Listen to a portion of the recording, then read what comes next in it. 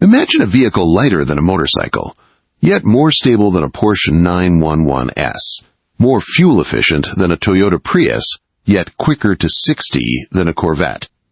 And it looks as if it just rolled off the runway of a fighter jet. This is the TriVette, one of the most ingenious three-wheeled machines ever built in America. 1973. The United States is paralyzed by the oil crisis.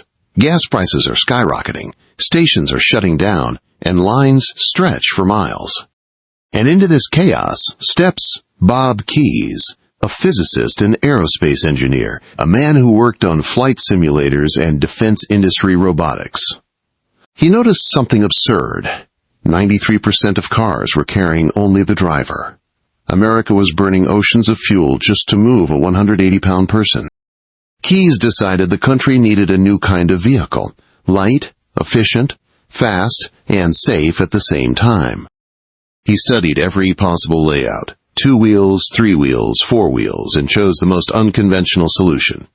1 wheel in front, 2 in the rear. This gave the TriVette a low center of gravity, excellent stability, strong aerodynamics, and surprisingly sharp handling.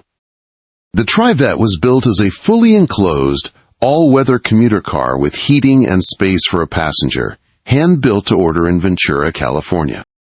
Its engine and drivetrain came from the Fiat 850. The results were impressive. A weight of just 140 pounds, 510 kilogram, and fuel economy of 50 to 65 miles per gallon. That's better than 3.5 liters per 100 kilometers. The interior was unusual as well. The gear shifter sat between the driver's legs, just like in a jet fighter cockpit. But the real genius was how Keyes used physics to transform a traditionally unstable 3-wheel layout into something that behaved like a true sports car. Thanks to its low center of gravity and the 1F/2R configuration, the TriVette delivered handling that genuinely shocked automotive experts. Road Test magazine recorded 0.77 grams on the skid pad, a result better than a Corvette, a Porsche 911S, a Lotus Elite, and even a BMW 530i of that era. The U.S. Department of Transportation later calculated a rollover threshold of 1.28 grams. In other words, the TriVette would slide long before it could ever tip over. Keyes explained it simply. Its stability increased with speed, like an aircraft, thanks to aerodynamic downforce. Customers wanted more power, and Keyes delivered. The Turbo TriVette produced 220 horsepower in a 510 kilogram chassis, giving it a power-to-weight ratio nearly twice as good as a Corvette. The result? 0 to 60 miles per hour in just 3.5 seconds, a quarter mile in 10.4 seconds, at a trap speed of about 140 miles per hour, 225 kilometers per hour. Performance firmly in supercar territory, but at a fraction of the price.